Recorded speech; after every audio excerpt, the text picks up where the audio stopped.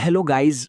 अभी मैं daily 2-3 videos डाल रहा हूँ, पर इतने एफर्ट करने के बाद भी यार वाईटी मेरी वीडियोस को पुश नहीं कर रहा। इसीलिए प्लीज़ आपको अगर मेरी वीडियो पसंद आती है तो प्लीज़ उसको हाइप कर दें और नेक्स्ट पार्ट के लिए 700 लाइक्स और 120 कमेंट्स कर दो। मैं ले आऊँगा।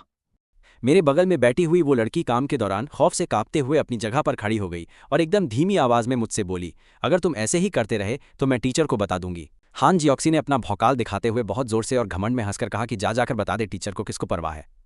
वांगमो, तेरी तो अब पूरी तरह से वाट लग गई, चैन की तरह गेम बजा देगी।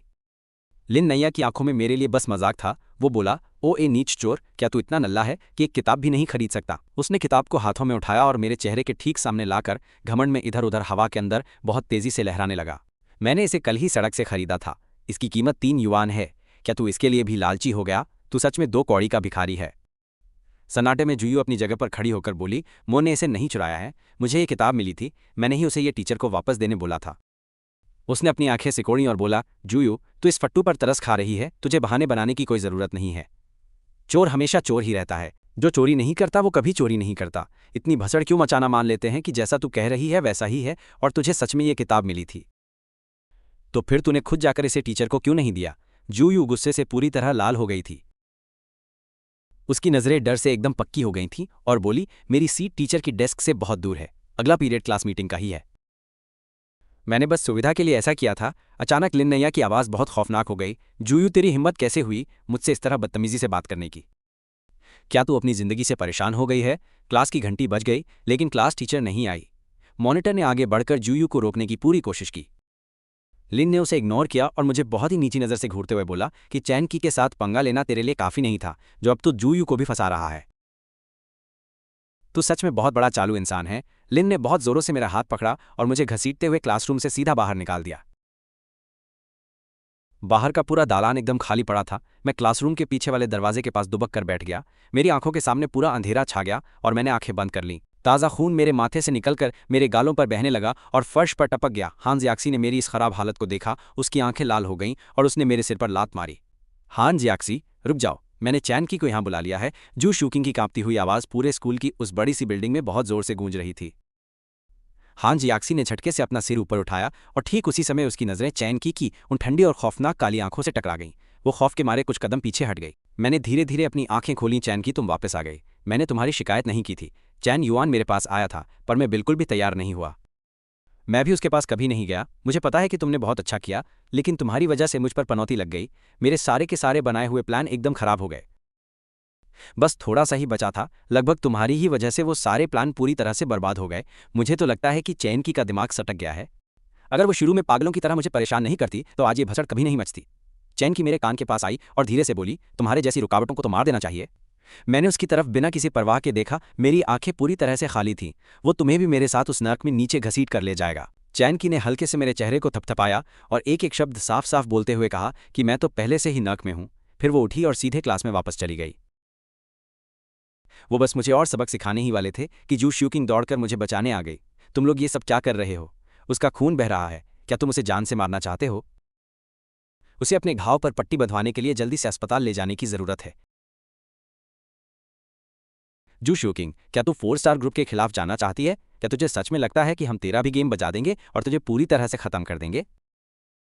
जू श्यूकिंग डर के मारे पूरी तरह कांप रही थी, लेकिन उसकी आंखों में एक पक्का इरादा साफ दिख रहा था।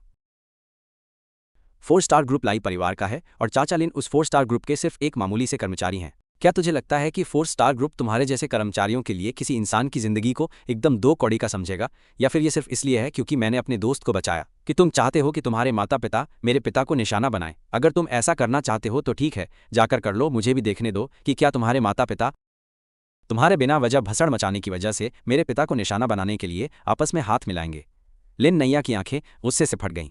उसने अपना हाथ उठाया और वो जू श्यूकिंग को मारने ही वाला था कि हान जियोक्सी ने गुस्से में भरे हुए उस लिन नैया को रोक लिया।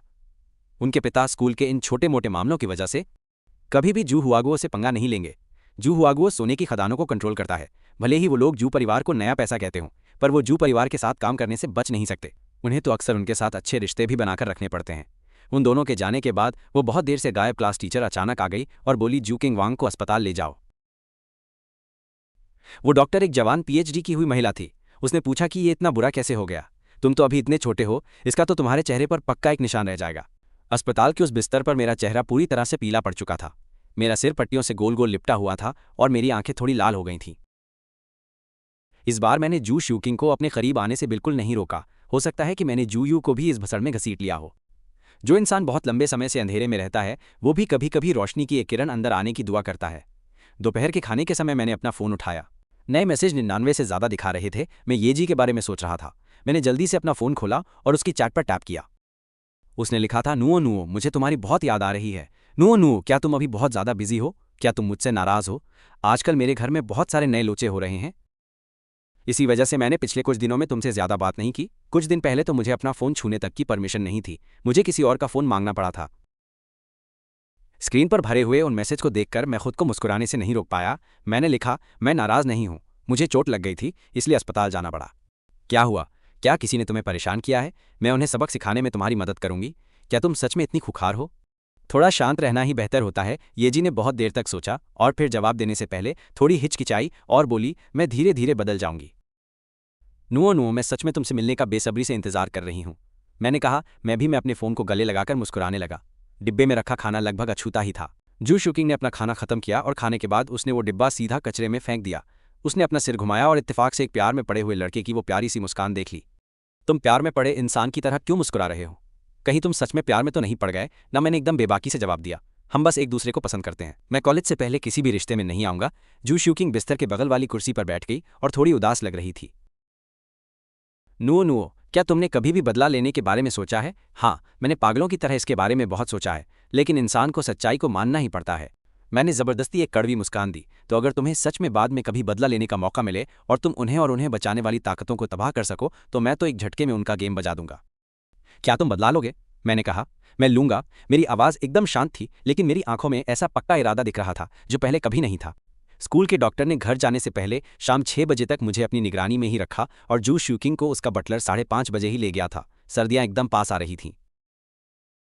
सड़क किनारे वालों ने अपनी दुकानें लगा ली थीं। माहौल देखकर ऐसा लग रहा था मानो सुबह के 3 बज रहे हों। आसमान में एकदम उदासी छाई हुई थी। घर जाने वाली वो गली हमेशा शांत रहती थी। मैं जैसे जैसे अंदर गया, मुझे एक भसड़ सुनाई दी। बुढ़िया, तेरा पोता स्कूल में हर रोज़ हमसे बहुत बुरी तरह पिटता है। क्या तुझे पता है कि वो अक्सर रात को घर क्यों नहीं आता? क्योंकि हम उसे स्कूल के बाथरूम में बंद कर देते हैं और वो बाहर नहीं निकल पाता है। ऐसा लगा जैसे मैं किसी बर्फ के ठंडे तहखाने में हूँ। ठंड के मारे मेरा पूरा शरीर कांप रहा था। मैं किसी पागल की तरह दौड़कर घर गया। सबसे पहली चीज जो मैंने देखी वो घर का टूटा हुआ बल्ब था। वो हमेशा घमंड में रहने वाले जालिम लोग वहां मौजूद थे। केक का ठेला पूरी तरह से हर जगह बिखरा था और मेरी दादी को उन नीच लोगों ने जमीन पर धक्का दे दिया था। उनके बाल एकदम सफेद थे और सूनी आंखों से लगातार आंसू बह रहे थे। दादी रोते हुए गिड़गिड़ाई, तुम मोमो को परेशान नहीं कर सकते, वो तुम्हें सारे पैसे दे देगा। मैं हाथ जोड़ती हूँ, मोमो को मत सताओ। ये सुनकर उस छपरी हान जियोक्सी ने अपनी आंखें घुमाई और उस चुड़ैल ने मेरी दादी के हाथों पर लात मारी और बोली, किसे चाहिए तुम्हारे बदबूदार पैसे? दादी लात खाकर नीचे गिर गई। उनके चेहरे पर एक अजीब सी घबराहट और भयानक भारी निराशा थी। उनका चेहरा दुनिया की मशहूर पेंटिंग जैसा लग रहा था जिसमें दर्द का सबसे काला रंग भर दिया हो। मेरी खोपड़ी सटक गई और मैं आगे भागा। मैंने जियोक्सी और लिन्नाई को जोर से जमीन पर धक्का मारा। मैंने जल्दी से अपनी दादी का हाथ कसकर पकड़ा और उन्हें सहारा देकर ऊपर उठाया। मेरे उस जोरदार धक्के की वजह से लिन्नाई जमीन पर जा गिरा और उसके सिर पर एक लाल सूजा हुआ गुंबद निकल आया। हान जियोक्सी लड़खड़ाते हुए कुछ कदम पीछे हटी और पागलों की तरह चिल्लाई, वांगमो, क्या तू पूरी तरह पागल हो गया है? क्या आज सुबह चेन क्यूई ने तेरी जो वॉट लगाई थी वो सबक काफ़ी नहीं? तेरी तो सच में बहुत हिम्मत बढ़ गई है। ए बदबूदार बुढ़िया, क्या तुझे पता है आज हमने तेरे इस लाडले पोते का सिर बुरी तरह फोड़ दिया था और देख अभी भी इसके सिर से खून बह रहा। वो डायन जोर जोर से हंसने लगी। मैंने गुस्से से अपने दांत पीसे और मुट्ठी भींच ली। मुझे उन नीच लोगों से नफरत हो रही थी। तभी अचानक एक गर्म आंसू मेरे हाथ पर गिरा। मैंने नीचे देखा तो मेरी दादी की आंखें रो रोकर पूरी तरह सूज चुकी थीं और वो बेचारी अभी भी कांपते हुए माफ़ी मांग रही थी। मोमो, मुझे माफ़ कर दो। मेरी तो खोपड़ी सटक गई। उन्हें लग रहा था कि गरीबी की वजह से उसके पोते ने ये पनौती गले बांध ली है। मेरा दिल इतना दर्द कर रहा था कि मुझे सांस लेना भी बहुत भारी लग रहा था। मैंने जल्दी से अपनी दादी को एक स्टूल पर बिठाया और बोला, दादी, इसमें आपकी कोई गलती नहीं है। आप लोड मत लो, अब सब खत्म हो गया है, आगे सब ठीक होगा, चिंता मत करो। तभी वो चुड़ैल चेन क्यूई, जो अब तक बिल्कुल चुपचाप तमाशा देख रही थी, वो अचानक एक खौफनाक हंसी हंसते हुए बोली, वांगमो, तू तो सच में बहुत उम्मीद पाले है। हमारा आगे का रास्ता अभी बहुत लंबा है। ये सुनकर दादी गुस्से से पूरी तरह कांपने लगी। वो बेचारी जोर जोर से हवा के लिए हाँफ रही थी और उनका सीना बहुत तेजी से कांप रहा था। तभी उस पोपट लिन्नाई ने अपना नल्ला से रगड़ा और भी ज्यादा जोर से हंसते हुए बोला, क्या ये बुढ़िया मरने वाली है? अगर ये मर भी गई तो इसमें हमारा कोई लोचा नहीं होगा। हमने तो कुछ किया ही नहीं है। ये बुढ़े लोग इतनी जल्दी गुस्सा हो जाते हैं, इसे सच में चिल मारना सीखना चाहिए। इतना गुस्सा मत कर बुढ़िया कि तेरी जान निकल जाए। ये सुनकर मैं अचानक खड़ा हुआ।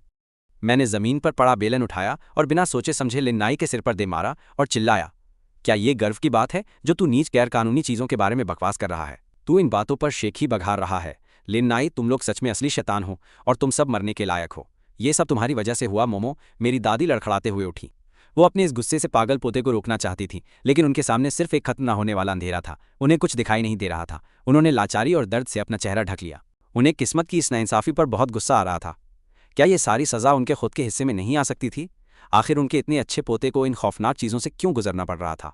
उस नल्ले लिन नाई की डरावनी चीखें उस छोटी सी गली में लगातार गूंज रही थी।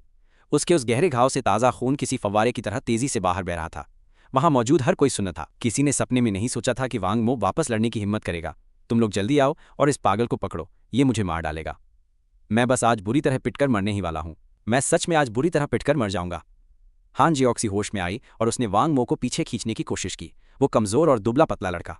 मुझे नहीं पता कि अचानक मेरे अंदर इतनी खतरनाक ताकत कहां से आ गई थी। उन दोनों को अलग करना नामुमकिन हो गया था। वांग मो, तू सच में पागल है। क्या तुझे लगता है हम पुलिस बुलाएंगे? तुम लोग पुलिस बुलाने की बात कर रहे हो? मुझे तो ये सुनकर हंसी आ रही है। तुम मुझे रोज पीटते हो और वीडियो बनाते हो, फिर भी तुम जेल नहीं जाते, तो मैं जेल क्यों जाऊं? मैंने पागलों की तरह हान जियोक्सी पर वो डंडा घुमा दिया। किनारे खड़ी मेरी दादी इतनी ज्यादा परेशान थी कि वो जोर जोर से रो रही थी। मोमो, बस कर, उन्हें और मत मार बेटा, कुछ बहुत बुरा हो जाएगा। चेन क्यू ई काफी देर से ये सब तमाशा देख रही थी। वो उस खून से लाल आंखों वाले लड़के के पास चलकर गई और बोली, आज के लिए इतना भौकाल बहुत काफी है। फिर चेन क्यूई अपने चमचों को पूरे एटीट्यूड के साथ वहां से दूर ले गई। लिन नाई और हान जियोक्सी एक दूसरे को सहारा देते हुए वहां से खिसक लिए। उन सभी लोगों में से लिन नाई की सबसे बुरी तरह वॉट लगी थी। उसके सिर में 3 गहरे गड्ढे हो गए थे और उसका पूरा शरीर नीले पड़े चोट के निशानों से भरा हुआ था। चेन क्यूई ने घूरकर देखा, क्या हम पुलिस बुलाएं और वांग मो को सीधा जेल में सड़ने के लिए डलवा दें? मैं चोटों से भरा हुआ हूं, इसे 1 साल की जेल भिजवाने के लिए ये तमाशा काफी होगा। वो अपना कॉलेज का जरूरी एंट्रेंस एग्जाम भी नहीं दे पाएगा। चेन क्यूई अचानक रुकी और लिन नाई की तरफ देखा। उसकी वो ठंडी और खौफनाक नजर बस उसके चेहरे पर एक बार घूमी। वो नजर उसे बुरी तरह डराने के लिए काफी थी। लिन नाई की तो जैसे बोलती ही बंद हो गई और वो डर के मारे हकलाते हुए बोला, मैं तो बस एक सुझाव दे रहा था। स्टॉल पूरी तरह से बर्बाद हो चुका था। दादी ने लड़खड़ाते हुए उस दुबले पतले लड़के को कसकर गले लगा लिया। वो बेतहाशा रो रही थी। ये सब मेरी वजह से है। मैं एकदम नकारा हूं कि मेरे इतने अच्छे पोते को इतनी बड़ी बेइज्जती और भयानक तकलीफ बर्दाश्त करनी पड़ रही है। मैं चिल्लाया, दादी लोड मत लो, इसमें आपकी गलती नहीं है। वो लोग बहुत ही नीच हैं। आप मेरे लिए दुनिया में सबसे अच्छी हैं। मैंने भर्राई आवाज़ में उन्हें कसकर गले लगाया। मेरे माँ बाप का बहुत पहले ही तलाक हो गया था और माँ ने दूसरी शादी कर ली। मेरा बाप जुआ खेलता था और उन दोनों को मैं बोझ लगता था। जब मैं प्राइमरी स्कूल में था तभी उन्होंने मुझे छोड़ दिया था। माँ के जाने के बाद वो मुझसे मिलने कभी भी वापस नहीं आई। मेरा बाप साल में बस एक बार वापस आता है और उसके लौटने का इकलौता मकसद दादी की केक बेचकर कमाई हुई वो सारी मेहनत की रकम लूटना होता है। ऐसा नीच इंसान है। अगर मैं कभी उसके थोड़ा सा करीब जाने की कोशिश करता तो बदले में मुझे सिर्फ मार पड़ती थी। धीरे धीरे माँ बाप से मेरी उम्मीदें टूटती गईं और मुझे इस बेरहम अकेलेपन की पक्की आदत हो गई। मेरी दादी का दिल टूट गया और वो बहुत बुरी तरह रोने लगी। मोमो, मुझे तुम्हारा ट्रांसफ़र किसी दूसरे स्कूल में करवाने दो। हम अब इस मनहूस स्कूल में बिल्कुल भी पढ़ाई नहीं करेंगे। हम किसी दूसरे शहर में चले जाएंगे, वहाँ किराए पर कमरा ले लेंगे और तुम आराम से वहीं स्कूल जा सकोगे। ये सब सुनकर मेरी आंखें लाल हो गईं। मैं उन्हें ये कड़वा सच कैसे बताता यार कि मैं कहीं नहीं जा सकता। स्कूल वालों ने मुझसे एक घटिया कॉन्ट्रैक्ट साइन करवाया है। अगर मैं स्कूल छोड़ता हूँ तो मुझे हर्जाने के रूप में उन्हें पूरे 10 लाख युआन देने पड़ेंगे। दादी, 10 लाख युआन हम जैसे गरीबों के लिए एक बहुत बड़ी रकम है। चेनका को ट्यूशन पढ़ाने और स्कूल के बोनस के पैसों को मिलाकर मेरे पास बस 1 लाख युआन ही बचे हैं। दादी, आप लोड मत लो सब ठीक है। कॉलेज का एंट्रेंस एग्जाम बस आने ही वाला है। मेरे मार्क्स इतने कड़क हैं कि मुझे पक्का सिंघुआ यूनिवर्सिटी में एडमिशन मिल ही जाएगा। आप जरूर देखना, जब वो टाइम आएगा तो हम दोनों एक साथ शान से बीजिंग चलेंगे, ठीक है? दादी ने वांगमो का हाथ कसकर पकड़ लिया और बोली, बेटा मोमो, वो नीच लोग बिल्कुल भी अच्छे इंसान नहीं है सच में। अगर तू इस घटिया स्कूल में ऐसे ही रुका रहा तो वो छपरी तुझे सिर्फ परेशान ही करेंगे। मेरी बात मान ले, मुझे तेरा ट्रांसफर दूसरी जगह करवाने दे। पैसों का लोड तू बिल्कुल भी मत ले बेटा। क्या हमने इतने सालों तक हर मुसीबत का डटकर सामना नहीं किया है? जब तक तू मेरे साथ एकदम सुरक्षित है तब तक दुनिया में कोई भी काम मेरे लिए मुश्किल नहीं है मोमो। ये सुनकर मेरे आंसू तुरंत बहने लगे और मैं रो पड़ा। दादी, मैं आपसे हाथ जोड़ता हूँ, प्लीज़ ऐसा मत करो ना। हम यहाँ से कहीं दूसरी जगह नहीं जाएंगे, हम यहीं पर रहेंगे। कॉलेज के उस एंट्रेंस एग्जाम में बस आधा साल ही तो बचा है और स्कूल में भी मेरे साथ सब कुछ इतना बुरा नहीं है। दादी को धीरे धीरे कुछ बड़ी गड़बड़ होने का पक्का एहसास हो गया। मोमो, मुझे बिल्कुल सच सच बताना, क्या कोई कांड हुआ है? क्या इसी वजह से तुम यहाँ से जाना नहीं चाहते हो? क्या वो स्कूल वाले तुम्हें जाने नहीं दे रहे हैं? दादी, मैंने स्कूल के साथ एक पक्के कॉन्ट्रैक्ट पे साइन किया है। अगर मैं वहाँ से पढ़कर किसी बड़ी यूनिवर्सिटी में एडमिशन लेता हूँ तो स्कूल वाले मुझे 5 लाख युआन का भारी बोनस खुशी से दे देंगे पक्का। लेकिन अगर मैंने अभी बीच में अपना स्कूल बदला और वो कॉन्ट्रैक्ट तोड़ा तो हमें स्कूल को हर्जाने के रूप में 10 लाख युआन देने होंगे। ये सुनकर मेरी दादी कुछ पल के लिए एकदम शांत हो गई। बिल्कुल। थोड़ी देर सोचने के बाद उन्होंने एकदम पक्के इरादे के साथ कहा, हम अपना ये घर बेच देंगे और अगर फिर भी पैसे कम पड़े तो हम सीधा बैंक से एक बड़ा लोन ले लेंगे। लोड मत ले दादी, मैं ये बिल्कुल भी नहीं चाहता हूँ। मेरी आंखों से आंसू लगातार बह रहे थे। मेरी दादी मुझसे बहुत ज़्यादा प्यार करती हैं, चाहे दुनिया में कुछ भी हो जाए। वो बस यही चाहती हैं कि मैं हमेशा अपनी ज़िंदगी में खुश रहूं। उन्हें और कुछ नहीं चाहिए। मैं नहीं चाहता। तुम पहले ही इतनी बुरी तरह सताए गए हो। टीचर परवाह नहीं करते, स्कूल और पुलिस को कोई परवाह नहीं है। इस कांड से तुम्हारे दिमाग पर कितना गहरा सदमा लगेगा जब से तुम्हारे माँ बाप ने तुम्हें छोड़ा है। मेरी जान तो हमेशा सूली पर ही अटकी रहती है। मुझे अपने पोते को एकदम स्वस्थ और खुशहाल बड़ा करना है। मैंने रोते हुए अपनी दादी की बात मान ली और बोला, दादी मैं कॉलेज जाते ही पक्का कोई ना कोई पार्ट टाइम काम ढूंढ लूंगा ताकि मैं खुद पैसे कमाकर इस भयंकर बड़े कर्ज को पूरी तरह से चुका सकूं। आसमान में वो चमकीले तारे बहुत ही ज्यादा खूबसूरती से टिमटिमा रहे थे, जो देखने में बहुत अच्छे लग रहे थे। वो चाँद अपनी चमक खो चुका था और घने बादलों के पीछे छुप गया था। मुझे महसूस हुआ कि मैं भी एक ऐसा इंसान हूं जिससे इस दुनिया में कोई बहुत ज्यादा प्यार करता है। मेरा आने वाला भविष्य पक्का एकदम सीधे और आसान रास्ते जैसा होगा।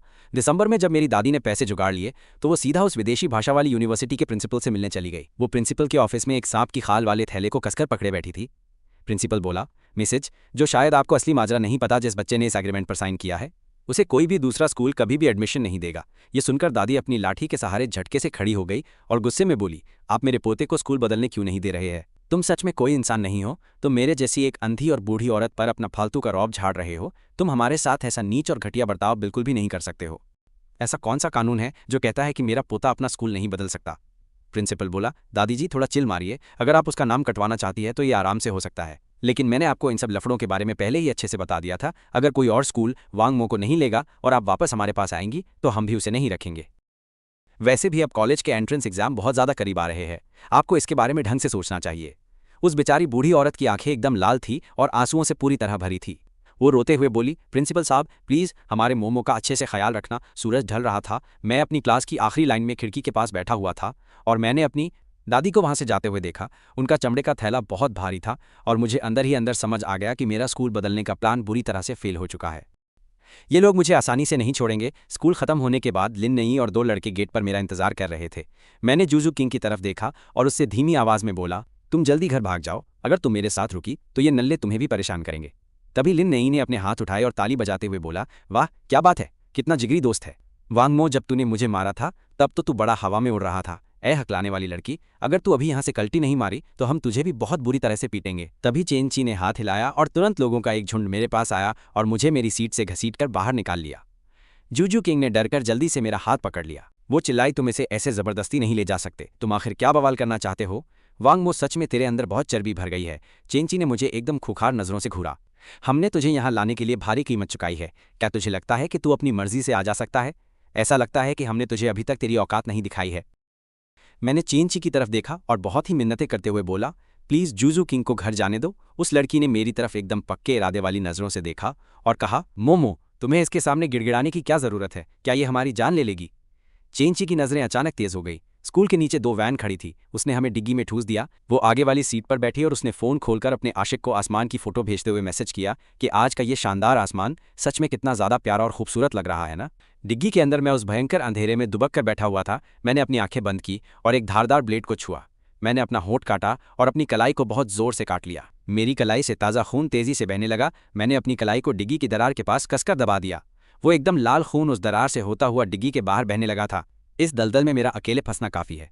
मैं किसी भी हालत में जूजू किंग को इस रायते में नहीं घसीट सकता। वो ताज़ा खून ज़मीन पर टपकने लगा, जिससे पीछे वाली गाड़ियां सतर्क हो गईं। गाड़ियों ने उस वैन का रास्ता ब्लॉक कर दिया। एक हट्टे कट्टे अधेड़ उम्र वाले आदमी ने पीछे पड़े उस खून की तरफ उंगली उठाई और बोला, क्या तुम लोग किसी को किडनैप कर रहे हो? मैंने पूरी ताकत लगाकर डिग्गी पर जोर से मुक्के मारे और मदद के लिए बहुत जोर से चिल्लाया। मेरी दादी घर पर मेरा इंतजार कर रही है। ये सुनकर उस आदमी के चेहरे का रंग उड़ गया। वहाँ धीरे धीरे और भी बहुत सारे लोग इकट्ठा होने लग गए और वो सब गाड़ी चलाने वाले की तरफ उंगली उठाने लगे। तभी उस भीड़ में से एक पुलिस वाला भी जल्दी से वहाँ आ गया। शीशे से जब उन लोगों ने चेंची का चेहरा देखा तो डर के मारे उनकी हवा टाइट हो गई। अरे ये तो चेन परिवार की मालकिन है, लेकिन फिर भी वो एकदम चुपचाप बैठी रही। उसने गाड़ी के डिब्बे से पैसों की एक गड्डी निकाली और बाहर फेंक दिया। वो बिकाऊ पुलिस वाला सिर हिलाकर मुस्कुराया और भीड़ को वहां से भगाकर हमारी वो वैन दोबारा से अपने रास्ते पर निकल पड़ी। मुझे बिल्कुल नहीं पता कि हम कितनी देर गाड़ी में चलते रहे। आखिरकार गाड़ी रुकी। किसी ने मेरी कलाई पकड़ी और मुझे जोर से जमीन पर पटक दिया। मुझे अपने सामने एक खटारा पुरानी फैक्ट्री नजर आई। जूजू किंग को भी जोर से नीचे धक्का दिया गया। उसने सामने का नज़ारा देखा और उसे पल्ले पड़ गया कि चेंची का इरादा क्या था। उसकी हिरनी जैसी आंखों में खौफ भर गया था। लिन नई घटिया तरीके से हंसा, क्या अब तुम्हारी हवा टाइट हो गई है? जूजू किंग वांग मो का साथ देने के लिए तुम्हारी यही औकात है। तुम दोनों इसी भयंकर सजा के लायक हो लुक हो। जूजू किंग ने लिन नई को गुस्से से घूरा। वांग मो से दोस्ती करना कोई पाप नहीं है। तुम लोग ही एकदम गलत और घटिया इंसान हो जो हमारे साथ ऐसा बुरा बर्ताव कर रहे हो। मैंने गुस्से से दांत पीसे और जूजू किंग को जोर से धक्का देकर दूर कर दिया। क्या तुम्हें सच में लगता है कि मुझे तुम्हारी उन घटिया चालों के बारे में बिल्कुल कुछ नहीं पता है? किंग, तूने कभी मुझे अपना असली जिगरी दोस्त नहीं माना। तू बस मुझे एक गरीब और लाचार फट्टू समझती है ताकि तू सबके सामने अपनी भारी औकात दिखा सके, है ना? इसलिए मेरे पास मत आना बिल्कुल। मैं तेरे इस दोगलेपन से पूरी तरह पक चुका हूं। ये सुनकर शूशू किंग की आंखें लाल हो गईं। उसे अचानक ऐसा लगा जैसे पूरी दुनिया ने उसे अकेला छोड़ दिया हो। वो रोते हुए बोली कि मैंने ऐसा कभी नहीं सोचा था। मेरी उसकी आंखों में देखने की बिल्कुल भी हिम्मत नहीं हुई। मैंने उसे जोर से धक्का देकर लिन नाई की तरफ फेंक दिया। मैंने कहा, अगर तुम्हें किसी को मारना है तो इसे मारो। मेरे पास कोई पावर या पैसा नहीं है, मैं कुछ नहीं उखाड़ सकता। तुम्हें बस मेरा मुंह बंद करना है। मैं हमेशा के लिए चुप रहूंगा। पर यह लड़की एकदम अलग है। ये एक बहुत ही अमीर एक्सू कॉर्पोरेशन की इकलौती मालकिन है। इसके बाप के पास बहुत सारी खदानें और तेल एनर्जी के बड़े बड़े तगड़े रिसोर्सेज पड़े हैं। वो मेरी बात सुनकर पूरी तरह सुन पड़ गई और मुझे एकदम हैरानी से घूरने लगी। तभी ही लान जियांग ने जोर जोर से तालियां बजानी शुरू कर दी। वो हंसते हुए बोला, क्या नीच इंसान है, तूने अपनी दोस्त को धोखा दिया। देख लिया ना तूने, हमने तुझे पहले ही क्या बोला था इसके बारे में। ये घटिया इंसान किसी दया या हमदर्दी के बिल्कुल लायक नहीं है। इसे तो सीधा नर्क में जाना चाहिए। इस पोपट को शायद पता भी नहीं है कि हमारा असली टारगेट तो सिर्फ यही था। तो बोल, तेरा क्या सीन है? हमारे साथ काम करने का क्या ख्याल है बे? मैं उस पर जोर से चिल्लाया। तू मेरी किस बात की दोस्त है? तू बस अपनी भारी औकात और पोजीशन का फायदा उठाकर यहाँ आई है ताकि मुझे परेशान कर सके। वो लड़की मेरी बात का असली मतलब थोड़ा बहुत समझ गई थी। उसने अपने होंठ दबाए और धीरे से हाँ में सिर हिलाया। उसकी जेब में रखा फोन वाइब्रेट हो रहा था। पक्का उसका नौकर उसकी खैरियत पूछने के लिए कॉल कर रहा होगा। चीन केई ने अपनी आंखें हल्की सी छोटी की और अचानक से बोली, तू इतना भी बड़ा ढक्कन नहीं है, इन दोनों को कसकर बांध दो। लिन नाई ये एकदम चौकन्नी हो गई। फिर वो लोग हम दोनों को उठाकर एक पुराने कारखाने में ले गए। उस छोटे से कमरे में ली जिंग ने शक करते हुए पूछा, केई बहन, हम इन दोनों को किडनैप करके यहाँ तो ले आए हैं, पर हम सच में इन्हें मारने तो नहीं वाले। क्या हम सच में कोई बड़ा कांड करेंगे? और वैसे भी हम इस लड़की को यहाँ क्यों लाए हैं? क्या तुम्हारी हवा टाइट हो गई? वो लड़की मेरा बदला उन सबसे जरूर लेगी। ये काला सच और ये राज हमेशा के लिए जमीन के नीचे दफन हो जाना चाहिए। उस रात आसमान के चांद के नीचे चेन के एकदम पागलों की तरह जोर से हंसी। कमरे के अंदर मैंने खुद को रस्सियों से आज़ाद कर लिया। फिर मैंने जल्दी से उसे भी खोल दिया। मेरा दिमाग उस समय एकदम खौफनाक तरीके से शांत था। हम दोनों यहाँ से जिंदा बाहर निकल सकते हैं। मेरे कंधे पर पैर रखना और उस वेंट से बाहर निकल जाना। अगर तू गिरी भी तो तेरी कोई हड्डी नहीं टूटेगी। एक बार बाहर निकलने के बाद बस आगे भागते रहना, बिल्कुल पीछे मुड़कर मत देखना। जब तू किसी सेफ जगह पर पहुंच जाए तो किसी को ढूंढकर मुझे बचाने के लिए भेजना। उसने अपने आंसू रोकते हुए कहा, पर मैं तुझे यहाँ अकेले छोड़कर नहीं जा सकती, या फिर तू मुझे यहीं रुकने दे। मैं नहीं जाऊंगी तुझे ऐसे छोड़कर। वो लोग तेरे पीछे पड़े हैं, मेरे पीछे नहीं। मैंने अचानक से उसके कंधों को एकदम कसकर पकड़ लिया और मेरी आंखें फुल कॉन्फिडेंट थीं। मैंने उससे कहा, मेरी आंखों में देख, अगर तू बाहर नहीं गई तो हम दोनों यहाँ मारे जाएंगे। मैं उस वेंट वाली दीवार के पास गया और चुपचाप नीचे बैठ गया। वो मेरे कंधों पर खड़ी हो गई और कूदकर बाहर निकल गई। उसने रोते हुए अपने दांत पीसे और जंगली झाड़ियों के बीच से रेंगते हुए तेजी से आगे बढ़ने लग गई। जब तक वो कारखाना उसके पीछे एक छोटे से काले बिंदु जैसा नहीं हो गया, वो एक बड़े पेड़ के तने से टिक गई और कांपते हुए अपना फोन निकाला। उसमें 20 मिस्ड कॉल थीं। उसने जल्दी से घबराते हुए अपने पापा को वापस कॉल किया। दूसरी तरफ से कॉल तुरंत उठ गया। उन्होंने पूछा, बेटी तू भागकर कहाँ चली गई है मेरी बच्ची? इतनी रात हो गई है और तू अभी तक घर क्यों नहीं आई? वो बोली, पापा जल्दी आओ और मुझे और मेरे उस दोस्त को बचा लो। मेरे उस दोस्त ने मुझे जिंदा बचने का मौका दिया है। वो उन घटिया लोगों का सामना करने के लिए उस सुनसान कारखाने में बिल्कुल अकेला ही रुक गया है। पापा बोले, अपनी लोकेशन जल्दी मुझे भेज दे। तू डर मत, सब ठीक हो जाएगा। मैं अभी पुलिस को कॉल करता हूँ। वो चिल्लाई, पुलिस को कॉल मत करना, पुलिस वालों को फोन मत करना। वो सब उन्हीं की तरफ मिले हुए हैं जिसने हमें किडनैप किया है। वो चेन QE है पापा, जल्दी से यहाँ कुछ लोगों को लेकर आओ। वो लोग उसे टॉर्चर करके मार डालने वाले हैं। पापा बोले, ठीक है, तू अपनी लोकेशन भेज, मैं और तेरी माँ तुझे अभी के अभी बचाने के लिए आ रहे हैं। मेरी अच्छी बच्ची, तू बिल्कुल मत डरना। और फिर कॉल कट गया। वो घबराते हुए उस घने जंगल के अंदर एक सेफ जगह देखकर वहीं छुप गई। आसमान उस रात एकदम खौफनाक काला लग रहा था। चांद से रोशनी की एक भी किरण नहीं आ रही थी। बीच बीच में कौवों की डरावनी आवाजें आ रही थीं। चेन QE ने मुझे एकदम ठंडी नजरों से देखा और कहा, स्टूडेंट वांग, तू बिल्कुल भी बात नहीं मान रहा है। तूने उसे भगाकर मेरा पूरा गेम बजा दिया है। अब मैं तुझे क्या सजा दूं? मैंने धीरे से अपनी आंखें बंद की और भागने के ख्याल को अपने दिमाग में पूरी तरह खत्म कर दिया। अगर मैं यहाँ मर गया तो मेरी बेचारी दादी का क्या होगा? वो लड़की बोली, तू हमेशा से ही एक पनौती रहा है, क्या तुझे ये बात पता है? उस लड़की ने मेरी कलाई के गहरे घाव पर अपना पैर जोर से रख दिया। मैंने अपनी चीख दबा ली। उस हल्की चांदनी रात में मुझे उसकी नजरों से कोई खौफ नहीं लगा। मैंने पूछा, चेन QE, क्या तुम्हारी जिंदगी में भी कोई ऐसा है जिस पर तुम लट्टू हो? ये सुनते ही वो एकदम सुन्न पड़ गई। जिस हैंडसम लड़के का चेहरा उसने अपने दिमाग में ना जाने कितनी बार इमेजिन किया था, मेरा चेहरा उसी के चेहरे के साथ एकदम मिक्स हो रहा था। वो अचानक से घबरा गई और बोली, तेरा कहने का क्या मतलब है बे? उसकी आंखों में पल भर के लिए जो गहरा प्यार दिखा, उसे देखकर मुझे बहुत भयानक उल्टी आ रही थी। एकदम घटिया, मैंने कहा, तो चेन क्यूई तेरी जिंदगी में भी कोई ज़रूरी इंसान है क्या? तेरे जैसी नीच लड़की को भी किसी के सच्चे प्यार और हमदर्दी की कोई भी ज़रूरत है? वो भड़क कर बोली, तू सच में मौत चाहता है? वो बिना किसी बात के घबरा गई। फिर वो एकदम से खड़ी हुई और मुझे बहुत जोर की लात मारकर उस कोने में फेंक दिया। उसने जल्दी से अपनी जेब से फ़ोन निकाला। वो अंदर से घबराकर नुआन यांग नुओ को ढूंढना चाहती थी ताकि उसे थोड़ी शांति और कुछ पल के लिए तसल्ली मिल सके। उसने अपने फ़ोन की स्क्रीन को देखा और उसका चेहरा एकदम सुन्न पड़ गया। 3 घंटे बीत चुके थे पर उस लौंडे ने अभी तक उसके एक भी मैसेज का रिप्लाई नहीं किया था। चेन क्यूई का दिमाग खराब हो गया और वो फ्रस्ट्रेट हो गई। नो नो, तुम कहाँ हो? प्लीज़ मुझे जल्दी से रिप्लाई करो। क्या कोई लफड़ा या कोई कांड हो गया है? मैं टेंशन में हूँ।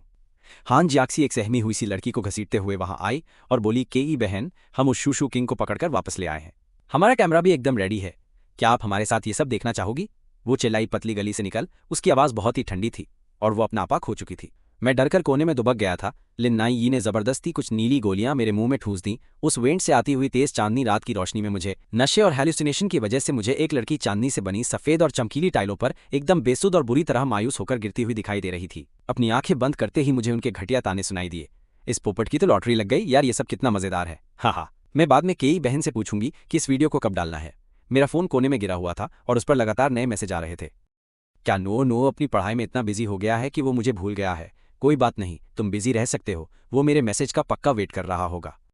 नो, वो दिन कब आएगा जब हम फाइनली एक साथ होंगे? मैं हर दिन बस अपने फ़ोन को देखती रहती हूँ, सिर्फ तुम्हारे एक छोटे से रिप्लाई का इंतजार करती हूँ। मुझे तुम्हारी बहुत ज़्यादा याद आती है। क्या तुम्हें ये बात पता है? आधे घंटे के बाद उस कारखाने के बाहर बहुत सारी गाड़ियों के इंजनों की जोरदार आवाज़ें गूंज उठीं। फिर किसी ने दरवाजे को जोर से लात मारकर खोल दिया। जू हुआगुओ अपने आदमियों के साथ अंदर घुसा। उसके पीछे सुचेंग का टॉप वकील और पूरी पुलिस फोर्स भी थी। एम्बुलेंस के अंदर मैं एक बिना जान वाली कठपुतली की तरह पड़ा हुआ था। मेरी आंखें एकदम खाली और सुन्न थीं, जैसे कोई मरा हुआ इंसान हो। वो एक ऐसा पौधा था जिसकी जान निकल चुकी थी। मेरा फ़ोन कहाँ है? मेरा फ़ोन कहाँ रख दिया तुमने? मैंने बहुत मुश्किल से उठने की पूरी जान लगाकर कोशिश की। मैंने अपना लाइव स्ट्रीम रूम चालू किया और कैमरे को सीधा अपने चेहरे की तरफ घुमा लिया। मैंने अपनी जैकेट उतारी और दुनिया को अपना जख्मों से भरा हुआ शरीर दिखाया। लाइव स्ट्रीम देखने वाले सभी लोगों को मेरा नमस्ते। मैं फॉरेन लैंग्वेज स्कूल का स्टूडेंट वांग मो हूँ। पुलिस स्टेशन में उस लड़की ने एकदम रिलैक्स होकर बिना किसी परवाह के अपना फ़ोन देखा। अगले ही सेकंड उसके फ़ोन पर एक न्यूज़ अलर्ट आया। चेन खानदान की अगली वारिस चेन केई पर एक बहुत ही बड़ा इल्जाम लगा है कि उसने अपने क्लासमेट को बुरी तरह बुली किया है, जिससे इंटरनेट पर बवाल मच गया है। चेन केई फ़ोन पर अपना नाम देखकर एकदम से घबरा गई। उसका गुस्सा पूरी तरह से आउट ऑफ कंट्रोल हो चुका था। उसे अपनी खुद की इज्जत की कोई परवाह नहीं थी, पर उसे डर था कि जिससे वो प्यार करती है उसके दिमाग में चेन केई की कोई घटिया इमेज न बने। उसने अचानक ऊपर देखा और सामने बैठे आदमी को एकदम गुस्से से घूरने लगी। उसने पुलिस वाले से जोर से चिल्लाकर पूछा कि ये खबर बाहर किसने लीक की है। वो दोनों पुलिस वाले पूरी तरह डर गए थे। एक 18 साल की लड़की का ये बहुत खौफनाक एटीट्यूड। उनके रोंगटे खड़े हो गए। सिस्टम हैंग हो गया। चेन केई ने सिर नीचे किया और उस हॉट सर्च पर क्लिक कर दिया। उसने वीडियो में एक जानी पहचानी शक्ल देखी। लाइव स्ट्रीम में उस नंगे लड़के ने अपने खून से लथपथ निशान और अपनी बेइज्जती का सबूत सबके सामने खोल कर रख दिया था। उसके चेहरे पर एकदम शांति थी, लेकिन उसकी आंखों में सब कुछ खत्म हो जाने वाला खौफ था। क्या तुमने उस डायन का पूरा बयान दर्ज कर लिया है? तभी पूछताछ वाले कमरे का दरवाजा अचानक झटके से खुला और अंदर घुसे दोनों पुलिस वाले हकलाते हुए बोले, कैप्टन वेन, वो छपरी लड़की हमारे साथ बिल्कुल भी पूछताछ में सहयोग नहीं कर रही। चेन के का रुतबा थोड़ा अलग लेवल का है। पुलिस वालों की इतनी औकात नहीं थी कि उसका फ़ोन छीन सकें। तुम और शिया ओवू ये काम संभालो। तुम दोनों सुबह से खट रहे हो, जाकर पहले कुछ खा लो। वेन चुआन ने चुपचाप पेन और कागज उठाया और सीधा जाकर चेन के सामने बैठ गया। उसने भी धीरे से अपना फ़ोन नीचे रख दिया और ताना मारते हुए बोली, कैप्टन वेन, आपका वेन फैमिली ग्रुप न जाने कब से इतना ज्यादा सच्चा और महान क्रिमिनल पुलिस कैप्टन पैदा करने लगा। वेन चुआन, ये फालतू का नाटक बंद कर और मुझे अभी यहाँ से जाने दे। मैं बता रही हूँ, कुछ नहीं उखड़ेगा। अगर तू जबरदस्ती दूसरों के फटे में टांग अड़ाएगा तो याद रखना, तू और तेरी वो पूरी वेन फैमिली बुरी तरह से खत्म हो जाएगी। चुआन ने उसकी हर एक घटिया बात को बहुत ही सफाई से फाइल में एक एक शब्द करके एकदम लाइन से नोट कर लिया। वो अपने अंदर उबल रहे भयानक गुस्से को किसी तरह दबा रहा था। उसके दिमाग से उस लड़के का वो खौफनाक मंजर जो चांदनी रात में सीढ़ियों से गिरे थे जा ही नहीं रहा था। ये सब कांड क्यों? एक और शिकार ने बोला है कि तूने किडनैप किया। देख चेन के, जो भी सच है सीधा सीधा बक दे। फॉरेन लैंग्वेज स्कूल के चप्पे चप्पे पर सीसीटीवी कैमरे लगे हुए हैं। उसने मक्कारी से बोला, ऑफिसर वेन, मैं बहुत थक चुकी हूँ। कहीं आपका मुझे 3rd डिग्री देकर टॉर्चर करके उगलवाने का कोई प्लान तो नहीं चल रहा है ना? उस डायन के चेहरे पर एकदम भोली सी स्माइल आ गई। उसका वो पहले वाला घमंड और भौकाल एकदम से गायब हो चुका था। चुआन ने गुस्से में अपना पेन बहुत कस के पकड़ लिया और उसकी आवाज़ बर्फ की तरह ठंडी हो गई। नहीं, तू आराम कर ले, 12 घंटे बाद हम फिर से तेरी क्लास लगाएंगे। वो चालू लड़की बोली, मैं तो एकदम शरीफ हूँ, क्या कुछ और फालतू बकवास पूछनी बची है? मेरे दादाजी बस मुझे यहाँ से बाहर निकालने आ ही रहे हैं। ऑफिसर वैन, अगर आपकी पोस्टिंग बॉर्डर पर हो जाए तो कैसा रहेगा? चुआन अचानक से अपनी जगह पर एकदम शांत होकर रुक गया। उसके चेहरे पर कोई डर नहीं था। वो बोला, जोर लगा के देख ले। ठीक 5 घंटे बाद उस डायन को बिना किसी चार्ज के छोड़ दिया गया। पूरे इंटरनेट से सारी गर्मा गर्म न्यूज़ और सर्च हिस्ट्री एकदम गायब कर दी गई। वांग मो से जुड़ी कोई भी बात अब इंटरनेट पर बैन हो चुकी थी। एकदम सिस्टम हिला दिया था। चुआन बेबसी से देखता रहा जब वो डायन बड़े ही भौकाल में लॉकअप से बाहर निकली और जाते जाते उसे एक बहुत ही घटिया और बेइज्जती मारने वाली स्माइल देकर पतली गली से निकल गई। वो छपरी लड़की पुलिस स्टेशन से चौड़ में बाहर निकली और जैसे ही वो अपनी कार में बैठी, अगले ही सेकंड उसकी पीठ पर एक जोरदार डंडा पड़ा। साला ये क्या कांड कर दिया, इतना बड़ा रायता फैला दिया तूने, लड़की ने सिर नीचे करके बोला। दादाजी मुझसे गलती हो गई। वो एकदम शरीफ बच्ची की तरह नीचे सिर झुकाकर चुपचाप खड़ी रही। वो थाने वाली पागल लड़की से एकदम अलग इंसान लग रही थी। बूढ़े चेन का गुस्सा थोड़ा शांत हुआ और वो बोला, चल ठीक है, कोई बड़ा लफड़ा नहीं है। उस लड़के के मुंह पर कुछ पैसे मार और उसके घर वालों से माफीनामा लिखवा ले, बात वहीं दब जाएगी। तेरे कॉलेज के एग्जाम बस आने ही वाले हैं, पढ़ाई पर ध्यान दे। स्कूल में अपनी औकात में रहना, हमारे परिवार की बेइज्जती मत करवाना। वो बोली, दादाजी मुझे सब पता है। और फिर वो महंगी कार वहां से हवा हो गई। उसने अपना सिर नीचे किया और फोन की स्क्रीन पर देखा। सुबह के 5 बज रहे थे। नुआन यांग नुओ ने अभी तक उसके मैसेज का कोई रिप्लाई नहीं किया था। वो अपनी विला वापस आ गई और एकदम अंधेरे में चुपचाप बैठ गई। बालकनी की टेबल पर सिर्फ उसके फोन की लाइट जल रही थी। सॉरी, मैं कल रात अचानक हॉस्पिटल में भर्ती था। ये मैसेज पढ़कर उसके शरीर की सारी ताकत खत्म हो गई। उसकी आंखों में अचानक से एक बहुत ही प्यारा सा इमोशन दिखा। क्या कुछ सीरियस है? क्या मैं तुझसे मिलने हॉस्पिटल आऊं? कोई ज़रूरत नहीं है भाई, इतना भी कुछ सीरियस कांड नहीं हुआ है। यांजी, अगर मैं कहूं कि मेरे साथ रैगिंग हुई थी और मुझे नशा देकर जबरदस्ती कुछ गलत काम करवाए गए, तो क्या तू फिर भी मुझसे मिलना चाहेगा? ये पढ़ते ही उस लड़की का चेहरा एकदम सुन्न पड़ गया। उसकी आंखें रो रो कर लाल हो गईं। वो स्क्रीन पर लिखे उन शब्दों को घूरने लगी। नुआन यांग नुओ, उस छोटे लड़के की आंखों का खौफ उसके दिमाग में घूमने लगा। आज तक उसने जो भी दर्द वांग मो को दिया था, वो सारा भयानक दर्द उसे 10 गुना होकर वापस मिल रहा था। उसके दिमाग में कई सारे अजीब ख्याल आने लगे। क्या उन गुंडों ने उसके प्यार के साथ भी वही सब कांड किया होगा जो उसने उस मो के साथ किया था? जवाब एकदम साफ था। उस डायन ने अपनी आंखें बंद कर लीं और उसकी आंखों से एक आंसू छलक कर नीचे गिरा। उसे अपनी घटिया हरकत पर इतना पछतावा हो रहा था कि वो टूट गई। आखिर ये सब किसने किया? वो एकदम सुन्न होकर स्क्रीन को घूरती रही जब तक कि सुबह का सूरज नहीं निकल आया। अचानक फोन पर एक मैसेज आया। ये बहुत पुरानी बात है, मुझे अब कुछ ठीक से याद नहीं। अगर तुझे लगता है कि मैं तेरी दोस्ती के लायक नहीं हूं तो तू मुझे ब्लॉक कर सकती है। ये पढ़कर उसका दिल बुरी तरह कांप गया। उसके अंदर एक अजीब सी फीलिंग आई। उसने अपना सीना पकड़ लिया और बोली, यार मैं सिर्फ तुझसे प्यार करती हूँ। मैंने पहले भी बोला था, तू कैसा भी हो, मैं सच में तुझसे प्यार करती हूँ। मैं हॉस्पिटल के बेड के एक कोने में सिकुड़ कर बैठ गया। वो एकदम सिंपल सी बात थी, फिर भी उसे पढ़कर मैं फूट फूट कर रोने लगा। झूकिंग वीआईपी वार्ड में सो रही थी। वो बेचारी पूरी रात भर सो नहीं पाई थी। उसने चुपचाप भोर होते ही चांद को गायब होते हुए अपनी आंखों से देखा। मेरे कमरे का दरवाजा किसी ने बहुत जोर से लात मारकर खोला। लिन नाई, ये एकदम भौकाल में बोला, ए बुढ़िया, क्या तुझे पता है कि यहाँ असल में माजरा क्या है? तेरा ये पोता इतने सालों से किस भयानक दर्द से गुजर रहा है? मेरी बूढ़ी दादी की आंखों से टप टप आंसू गिरने लगे। उनके चेहरे की घबराहट अचानक से एक खौफनाक दर्द में बदल गई। वो फूट फूट कर रोने लगी और अपने घुटनों के बल जमीन पर गिर पड़ी। वो रोते हुए बोली, ये सब मेरी ही गलती है, मुझे माफ कर दे मेरे बच्चे। मैंने तुरंत अपने हाथ से ड्रिप की सुई निकाली और अपनी दादी को उठाने के लिए बेड से नीचे भाग कर गया। मैंने कहा, नहीं दादी, ये आपकी गलती नहीं है। मैंने उस कुत्ते लिन नाई को जोर से धक्का दिया। साले तुम क्रिमिनल्स यहाँ क्या करने आए हो? लिन नाई ने बहुत ही नीच स्माइल देते हुए कहा, हम यहाँ क्यों नहीं आ सकते?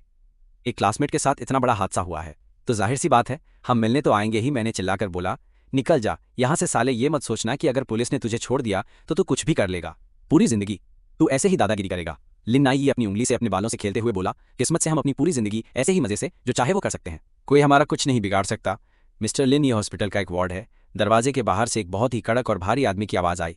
लिन नाई का दिमाग एकदम से खराब हो गया। उसने अपना सिर घुमाया और पुलिस की वर्दी में सामने वेन चुआन को देखा। साले की हवा टाइट हो गई। वो डर के मारे कांपने लगा और वहां से दुम दबाकर ऐसे भागा जैसे भूत देख लिया हो।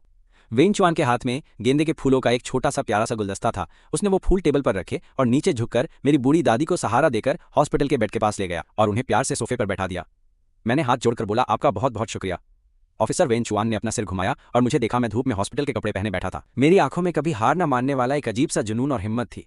मेरी ये हालत देखकर ऑफिसर वेन के दिल में एक बहुत भयानक दर्द उठा और उसे बहुत ज्यादा बुरा लगने लगा था। उसने सोचा कि अगर उन छपरी गुंडों ने मेरे साथ ऐसा नहीं किया होता तो मैं भी अपने स्कूल के दिनों में एकदम पॉपुलर लड़का होता जिसके पीछे सारी लड़कियां पागल होती और मेरा भौकाल होता। क्या उन नीच लोगों को अरेस्ट किया जाएगा? मेरी बूढ़ी दादी ने ऑफिसर वेन की बात सुनी और झट से उसका हाथ ऐसे पकड़ लिया जैसे किसी डूबते हुए इंसान को एक तिनके का सहारा मिल गया हो। वेन चुआन वहीं धूप में एकदम शांत खड़ा था और अपनी जिंदगी में पहली बार उसे खुद के अंदर इतनी ज्यादा बेबसी महसूस हो रही थी। उसे समझ नहीं आ रहा था कि वो इस बेचारी औरत को क्या जवाब दे। अम्मा, पुलिस को कोई भी केस सॉल्व करने में थोड़ा टाइम तो लगता ही है, हमें बस शांति से रिजल्ट का इंतजार करना चाहिए। वेन चुआन ने फैसला कर लिया था कि वो वही करेगा जो उसका दिल कहेगा। मैं अपनी पूरी जान लगा दूंगा इस केस में हाथ डालने की। ना तो उसकी कोई हैसियत थी और ना ही पुलिस का पावर, लेकिन फिर भी उसने बोला, मैं अपनी पूरी ताकत लगा दूंगा, अपनी सारी समझ और अपने परिवार के रसूख का इस्तेमाल करके इन कमीनों को जहां तक हो सके इस केस में मैं सजा दिलाकर ही मानूंगा। कोई बच नहीं पाएगा। मैंने बिना यकीन के अपना सिर ऊपर उठाकर उसकी तरफ देखा और मुझे तुरंत बात समझ आ गई। मैंने वेन चुआन को इशारा करते हुए मना किया कि भाई तू इस फटे में अपनी टांग मत अड़ा। दादी बोली, आपका बहुत शुक्रिया ऑफिसर, हम जिंदगी भर तुम्हारे एहसानमंद रहेंगे। तुम्हें बिल्कुल भी नहीं पता कि हमारे मोमो ने कितनी झंड जिंदगी काटी है। मोमो एक बहुत ही प्यारा बच्चा है। चुआन बोला, मुझे पता है माँ, मैं अपनी पूरी जान लगा दूंगा। वेन चुआन की आवाज़ एकदम शांत और मजबूत थी। वो असल में मुझे ये बताने आया था कि वो लोग कोई केस दर्ज नहीं करने वाले हैं भाई। लेकिन इस बार उसने सीधे अपने दिल की बात सुनने का पक्का फैसला कर ही लिया था। वैन अस्पताल से बाहर निकलकर चुपचाप सीधा अपने ऑफिस वापस लौट गया था। उसने मेरे साथ स्कूल में हुई उस दादागिरी के सारे कागजात निकाले और उन्हें शुरू से अंत तक बहुत ध्यान से पढ़ा।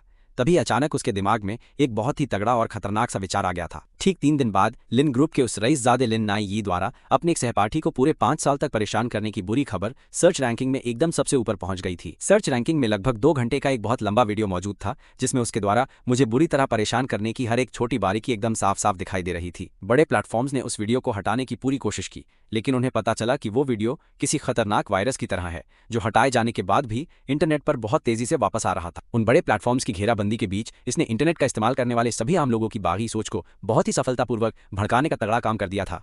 ऑनलाइन जनता का गुस्सा एक बहुत भयंकर लहर की तरह उमड़ पड़ा था। आखिरकार नवंबर के बीच में ऊंचे पदों पर बैठे लोगों ने पत्रकारों के एक इंटरव्यू को स्वीकार कर लिया और कहा कि वो जनता को एक संतोषजनक जवाब जरूर देंगे। अगले ही दिन मुझे और मेरी दादी को पास के पुलिस स्टेशन में पूछताछ के लिए बुलाया गया था। वो मध्यस्थता वाला कमरा पूरी तरह से बहुत सारे लोगों से भरा हुआ था और उस बंद दरवाजे के ठीक बाहर चेन क्यूआई और उसके उन कमीने दोस्तों का पूरा ग्रुप चुपचाप खड़ा हुआ था। पहले से जो बात एकदम अलग थी वो ये थी कि चेन को छोड़कर बाकी सभी फट्टू लोगों की आंखें डर और खौफ से पूरी तरह भरी हुई थी। मैंने उस कमरे के कोने की तरफ देखा और वहां मुझे वांग फेंग और क्यू शिनरान दिखाई दिए। वो दोनों मेरे सगे माता पिता थे जो पिछले 10 सालों से ज्यादा समय से गायब थे। भले ही हम कई सालों से नहीं मिले थे, लेकिन मैं उन्हें पहले ही नजर में आसानी से पहचान सकता था। जब उन दोनों ने मुझे देखा तो उनकी आंखें एकदम लाल थीं। मुझे अच्छे से पता था कि वो यहाँ क्यों आए हैं। मैंने बहुत ही बेरुखी से एक ठंडी मुस्कान दी। तभी मध्यस्थ ने अपनी बात शुरू की। देखिए, स्थिति कुछ ऐसी है। हम समझते हैं कि पीड़ित के परिवार की आर्थिक हालत इस समय सच में बहुत ज्यादा खराब है, इसलिए मिस चेन मुआवजे के तौर पर $20 लाख देने को तैयार हैं। मिस्टर लीन $5 लाख और बाकी सभी लोग कुल $10 लाख का भारी मुआवजा देने के लिए राजी हो गए हैं। ये पूरा मिलाकर कुल $35 लाख होता है। क्या आप समझौता करने के लिए तैयार हैं? अगर आप राजी हैं तो शिकायत वापस लेने वाले इस फॉर्म पर साइन कर दीजिए। लिन और बाकी सभी फट्टू लोगों ने घबराहट के मारे अपनी मुट्ठियां कस ली थी। उन्होंने सपने में भी कभी नहीं सोचा था कि हालात इतने ज्यादा खराब हो जाएंगे और उनकी इतनी भयंकर वाली वाट लग जाएगी। अगर उन्हें पीड़ित से माफी नहीं मिली तो शायद उन्हें सच में पूरे 1 साल के लिए जेल जाना पड़ सकता है। मेरी दादी ये सब सुनकर बहुत ज्यादा भड़क गई थी। हमें ये नहीं चाहिए, हमें कुछ नहीं चाहिए। हम बस ये चाहते हैं कि ये सारे मुजरिम जेल की चक्की पीसे। हमें इनका एक भी पैसा नहीं चाहिए। माँ, ऐसा मत करो, हर चीज पर आराम से बातचीत हो सकती है। उन्हें मनाने और समझाने के लिए सबसे पहले खड़ा होने वाला इंसान वांग फेंग था। चू शिनरान ने भी बीच में अपनी टांग अड़ाते हुए बोला, अरे मोमो और दादी माँ, आप दोनों इतनी भी ज्यादा जल्दबाजी मत करो। हमारे परिवार की हालत सच में अच्छी नहीं है। दादी एकदम बेरुखी से हंसी और बोली, क्या तुम दोनों यहाँ इस गंदे पैसे के लालच में नहीं आए हो? जैसे ही तुमने इस पैसे के बारे में सुना तुम दोनों दौड़े चले आए। सच में तुम दोनों बेशर्म हो। चेन ने अचानक अपना फोन नीचे रखा और मुझे देखा। सुन, वो पुलिस वाला जिसने तेरी मदद की थी, मैंने उसका ट्रांसफर उत्तर में 38वीं पैरेलल की सुरक्षा के लिए करवा दिया है। मेरे तोते उड़ गए। मैं एकदम सुन्न होकर चेन के उस घमंडी चेहरे को घूरने लगा। सरहद पर पहरा देना हमेशा से ही बहुत ज्यादा मुश्किल काम रहा है। मैं थोड़ा सा झिझका, तभी अचानक से मेरी जेब में मेरा फोन बजा। मुझे एक नया मैसेज आ गया था। छोटे नुओ, नमस्ते, मैं वैन चुआन हूँ। शायद तुम मुझे अच्छे से नहीं जानते हो, लेकिन अगर वो चेन तुम्हें डराने के लिए मेरा नाम इस्तेमाल करके तुम्हें ब्लैकमेल करे और तुमसे जबरदस्ती तुम्हारी शिकायत वापस लेने वाले फॉर्म पर साइन करवाए, तो मेरी तुमसे हाथ जोड़कर विनती है कि तुम सिर्फ और सिर्फ अपने दिल की आवाज को ही चुनना मेरे दोस्त। चाहे एक पुलिस वाला बनना हो या फिर सरहद पर बारूदी सुरंग हटाने वाला फौजी बनना हो, ये सब मेरे लिए बहुत ही ज्यादा सम्मान की बात है। मातृभूमि की रक्षा करना हमेशा से ही मेरी जिंदगी का सबसे बड़ा लक्ष्य रहा है। उस मैसेज के एकदम नीचे शाम की उस खूबसूरत चमकती रोशनी की एक प्यारी सी फोटो भी लगी थी। उस फोटो में वो आदमी मुस्कुरा रहा था और कैमरे की तरफ अपनी उंगलियों से विक्ट्री का निशान बना रहा था। मैंने अपने आंसू पोंछे और बहुत ही हिम्मत करके ऊपर देखा। मैं इस पर बिल्कुल साइन नहीं करूंगा और मैं उन कमीनों को कभी माफ नहीं करने वाला। इतना कहने के बाद मैं अपनी दादी को लेकर तुरंत पुलिस स्टेशन से बाहर निकल गया। शाम को मैंने अपनी मेन सब्जेक्ट्स की पढ़ाई करने के लिए अपने कमरे की पीली लाइट जलाई। जब से मेरे साथ ये सारा बवाल हुआ था, तब से स्कूल वालों ने खासकर मुझे ही पूरे 1 महीने की लंबी छुट्टी दे दी थी। तभी अचानक ये जी ने एक मैसेज भेजा, नुओ नुओ, क्या हम दोनों 22 दिसंबर को कहीं बाहर मिल सकते हैं? भाई, मैं सच में तुमसे मिलना चाहती हूँ। हालांकि अभी तुमसे ये पूछना थोड़ा जल्दबाजी लग रहा है। उसके इस प्यारे से इन्विटेशन पर मैंने तुरंत हाँ कह दिया था। चांद की चांदनी खिड़की से अंदर आ रही थी। मैंने अपना फोन रखा और अंगड़ाई ली। तभी बाहर से बहुत जोर से दरवाजा खटखटाने की आवाज आई। अपनी दादी को तसल्ली देने के बाद मैं बाहर गया।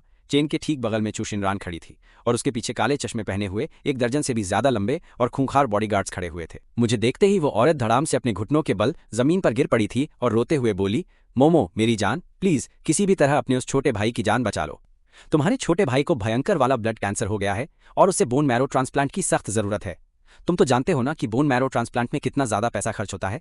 उसके बाद के इलाज में भी सच में बहुत सारा पैसा लगने वाला है। तुम बस यही समझ लो कि मैंने तुम्हारे साथ हमेशा बहुत ही ज्यादा बुरा किया है। क्या तुम अपने छोटे भाई को बचा लोगे? मैंने अपनी सगी माँ को घूर कर देखा और अचानक मुझे बहुत बुरा लगा। ऐसा लगता है कि इस औरत के अंदर भी एक असली माँ का प्यार है, लेकिन दुख की बात यह है कि वो प्यार मेरे लिए बिल्कुल नहीं है। मोमो, क्या तुम उस फॉर्म पर साइन कर दोगे? मिस चेन ने कहा, अगर तुम इस फॉर्म पर अपना साइन कर दोगे तो सब ठीक हो जाएगा, वरना टावर अब और ज्यादा दिनों तक जिंदा नहीं रह पाएगा। मैंने अपना सिर उठाकर उस तारों भरे आसमान को देखा। मैंने अपने आंसुओं को गिरने नहीं दिया। क्या यह तुम्हारा बदला लेने का तरीका है? चैनकी ने एकदम मासूमियत से अपने हाथ फैलाए और बोली, मैं तो भलाई कर रही हूं। अगर तुम इस फॉर्म पर साइन कर दोगे तो तुम्हें पूरे 35 लाख आराम से मिल जाएंगे और तुम अपने छोटे भाई की जान भी आसानी से बचा लोगे। मेरी बात मानो। ये भला बदला कैसे हुआ? मुझे बिल्कुल नहीं लगता कि तुम्हें अब इस फॉर्म की कोई जरूरत है। मीडिया, प्रेस और यहां तक कि वीडियो में भी तुम्हारा नाम बिल्कुल नहीं आया था। बिना फॉर्म के तुम एकदम ठीक रहोगे। चैन परिवार तुम्हें कभी कुछ नहीं होने देगा। उसने ये सब ठंडे दिमाग से बोला, मानो उसका सिस्टम हैंग हो गया हो। मो के अकाउंट पर रातों रात 10 लाख फैन बढ़ गए और वो देश के इतिहास में सबसे तेजी से फैन बनाने वाला बन गया। मुझे बस उसका मुंह बंद करना है। 22 दिसंबर तक इंतजार करो। उस दिन मैं अपने प्यार से मिलूंगी। एक बार मुझे फॉर्म मिल जाए तो मैं इन सब लफड़ों से अपने हाथ धो लूंगी। फिर मैं खुद को एक बहुत अच्छे इंसान के रूप में दिखाने की पूरी कोशिश करूंगी और वो अच्छी इंसान बनूंगी जिसे नुओ बहुत पसंद करता है। मैंने हार मानकर एक लंबी सांस ली। मेरी आंखों में बहुत आंसू भर आए थे। मैंने चैनकी की तरफ देखा और मुस्कुराते हुए कहा, तुम्हें ऐसा क्यों लगता है कि मैं उस नीच औरत के लिए फॉर्म पर साइन करूंगा जिसने मुझे 20 सालों तक एकदम अकेला छोड़ दिया था? तुम्हें ऐसा क्यों लगता है कि मैं उस फॉर्म पर साइन कर दूंगा? उसे इस बात से बिल्कुल भी हैरानी नहीं हुई और वो ऐसे सिर हिला रही थी जैसे ये होना ही था। तुम चाहो तो साइन मत करो, तुम साइन करो या ना करो, मुझे कोई फर्क नहीं पड़ता। मैं तो बस तुम्हें ये मौका दे रही हूं ताकि तुम तय कर सको कि तुम्हारा भाई बचेगा या नहीं। पहली बार मैंने अपनी आंखों में उस नफरत को नहीं छिपाया और पलट कर बोला कि मैं क्या तय कर सकता हूं। चैन बहुत ताकतवर और रसूख वाली है। किसी की जान बचाना तुम्हारे लिए बस एक शब्द जैसा है। तुम तो बस इस तरीके का इस्तेमाल करके मुझे मजबूर करना चाहती हो ताकि मैं उस फॉर्म पर साइन कर दूं। मिस चैन, उसे बचाना है या नहीं, ये तुम्हारी सिरदर्दी है। अगर तुम भलाई करना चाहती हो तो उसे पूरा करो, वरना तुम पतली गली से निकल लो। वो औरत अभी भी जमीन पर घुटनों के बल बैठी थी। उसकी हिम्मत नहीं हुई कि वो चैनकी से भीख मांगे। वो बस कांपते हुए अपना हाथ आगे बढ़ा सकी ताकि मैं बेटे की तस्वीर देख सकूं। वांग फेंग अचानक कहीं से दौड़ता हुआ आ गया। उस औरत के लिए उसके मन में बहुत नफरत थी। उसने चू शुनरान को जोर से धक्का दिया। चू शुनरान, तुम हमारे बेटे के साथ इतनी जालिम कैसे हो सकती हो? तुम उसके दर्द का फायदा उठाकर अपने बेटे के लिए मज्जा कैसे मांग सकती हो? तुम नीच हो। चू शुनरान ने वांग फेंग की नाक पर उंगली उठाई और जोर से चिल्लाकर उसे गालियां देने लगी। तू तो एक नंबर का जुआरी है। तो फिर तू किस काम का है? एकदम नल्ला इंसान। अगर दादी ने मोमो को अकेले ना पाला होता तो वो बहुत पहले ही मर चुका होता। वो दोनों लगातार पागलों की तरह एक दूसरे से बुरी तरह लड़ते रहे। मैंने बिना किसी भाव के शांति से दरवाजा बंद कर दिया। चैन की भी अपने लोगों के साथ वहां से कट ली थी। 3 दिन आराम करने के बाद मैंने अपना बैग उठाया और वापस स्कूल चला गया। आज उस फॉर्म पर साइन करने का आखिरी दिन भी था।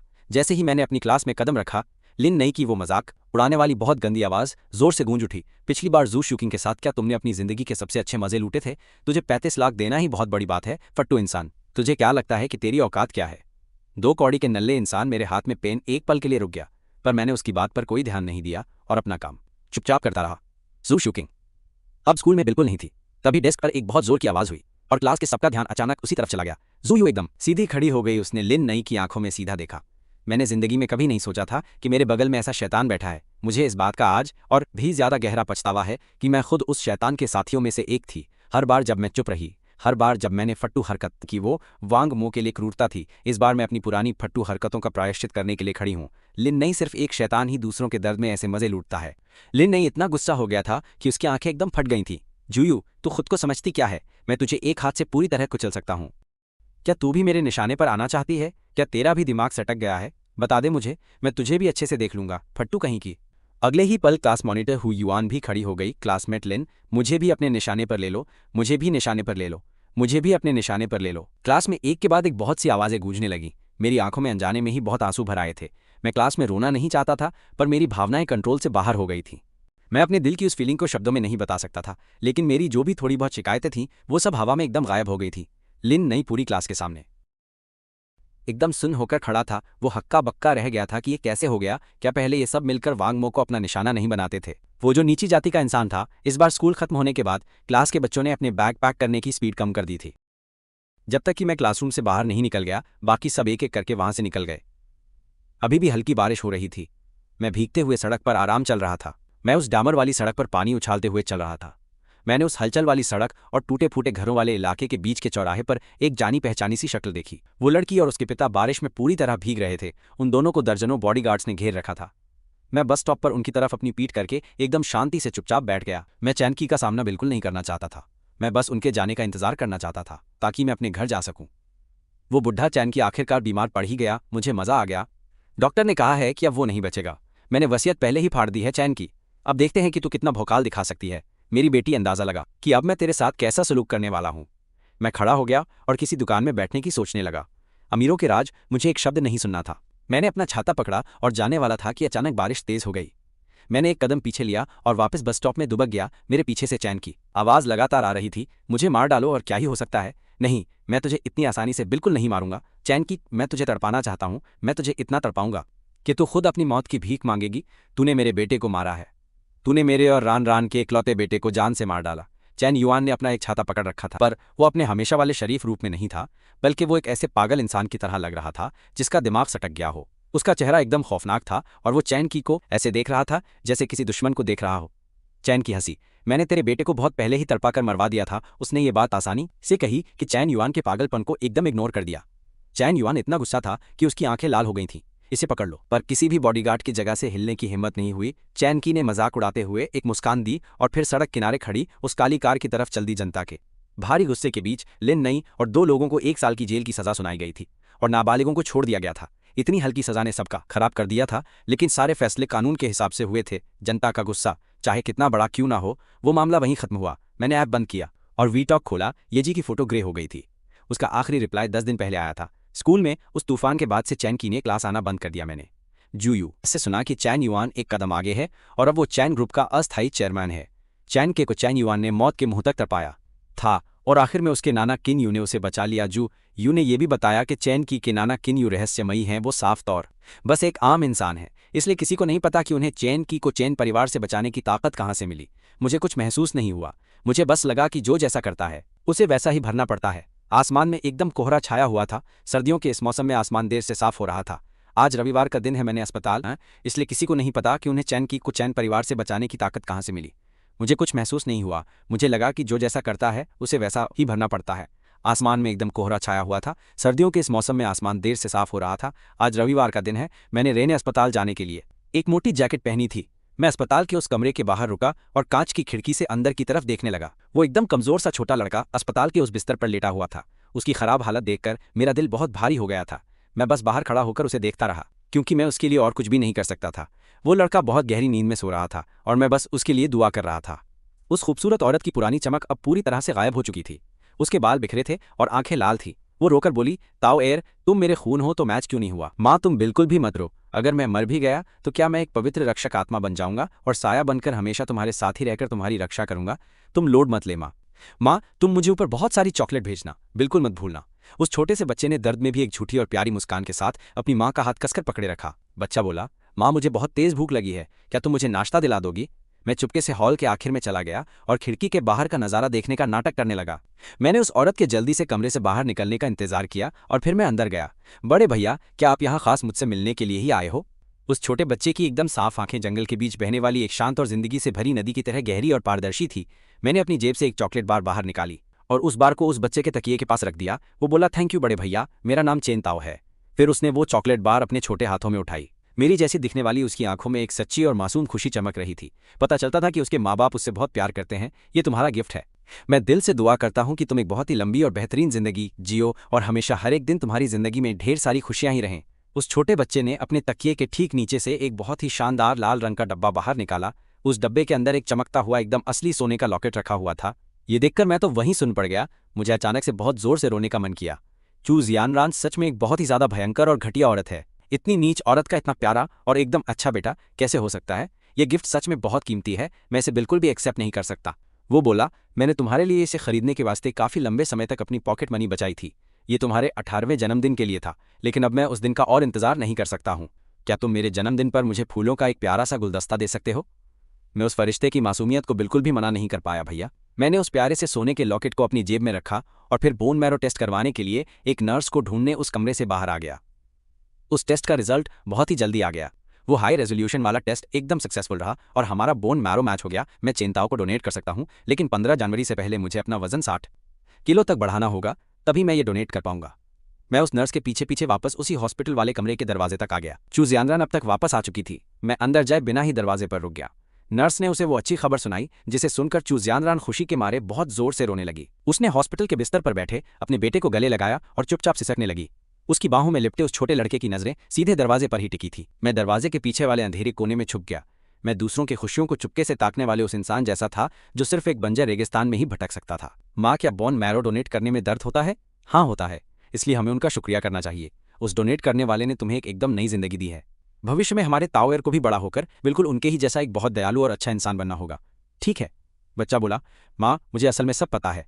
मैं कांच की खिड़की के पास झुका और मैंने अपने होठों पर उंगली रख ली। जैसे ही मैं हॉस्पिटल से निकला तो येजी का एक मैसेज आ गया। नुओ नुओ, मैं आजकल थोड़ी बिजी हूँ। इतने दिनों तक एकदम से गायब रहने के लिए क्या तुम मुझसे नफरत करते हो? मैंने बोला, बिल्कुल भी नहीं। तुम बस अपना सारा काम निपटाओ। कोई बात नहीं, मुझे नवंबर वाले उस एग्जाम में पूरी क्लास में फर्स्ट प्राइज मिला है। इसी समय पर वहां शेनची का पूरा शरीर भयंकर और दर्दनाक घावों से पूरी तरह भरा हुआ था। नवंबर में वांगमो ने वो एग्जाम नहीं दिया था, इसलिए वो फर्स्ट आने में कामयाब हो गया। ये तो सच में बहुत ही ज्यादा बढ़िया बात है यार। भविष्य में हम एक ही यूनिवर्सिटी में जा सकते हैं और एक साथ कॉलेज लाइफ का पूरा मजा ले सकते हैं। ये सोचकर मेरी आंखों में एक खुशी चमक उठी। मैं अपने आने वाले भविष्य की पूरी प्लानिंग कर रहा हूँ। अब आधे महीने से भी कम समय में हम फाइनली एक दूसरे से मिल सकते हैं। तुम आओगी ना? मैंने बोला, हाँ मैं पक्का आऊंगा। 20 दिसंबर, उस दिन हमारी 12वीं क्लास के पहले सेमेस्टर का एकदम आखिरी वाला फाइनल एग्जाम था और वो शेनची आज के दिन भी स्कूल में अपना मुंह दिखाने बिल्कुल नहीं आई थी। मैंने चैन की सांस ली और मुझे ऐसा लगा कि आज तो ये मनहूस आसमान भी बहुत ज्यादा चमक रहा है। 22 दिसंबर से ठीक एक शाम पहले येजी ने मुझे एक साथ बहुत सारे प्यारे मैसेज भेजे थे। मुझे क्या करना चाहिए? नुओ नुओ, मुझे घबराहट हो रही है। क्या तुम्हें मेरी शक्ल एकदम भद्दी लगेगी? हमने तो पहले ही तय किया था कि हम कभी एक दूसरे को नहीं छोड़ेंगे। अगर तुम्हें मैं बदसूरत लगी तो मैं प्लास्टिक सर्जरी करवा सकती हूँ। ये पढ़कर मैं इतना हंसा कि मेरे पेट में बहुत दर्द होने लगा। साला, इतनी प्यारी लड़की इस दुनिया में कैसे हो सकती है? चेन युआन की नज़रों से बचने के लिए हमने शहर के बाहर एक कैफे में मिलने का प्लान बनाया था। उधर डर के मारे चेन के की हथेलियों में पसीना आ रहा था। घर से भागते वक्त वो जो थोड़े से पैसे लाई थी उससे उसने एक सस्ता सा कोट खरीदा था और बचे हुए पैसों से वो नुओ नुओ को कॉफी पिलाना चाहती थी क्योंकि वो लौंडा बहुत गरीब था। मैं टैक्सी लेकर उस तय की गई जगह पर पहुंच गया।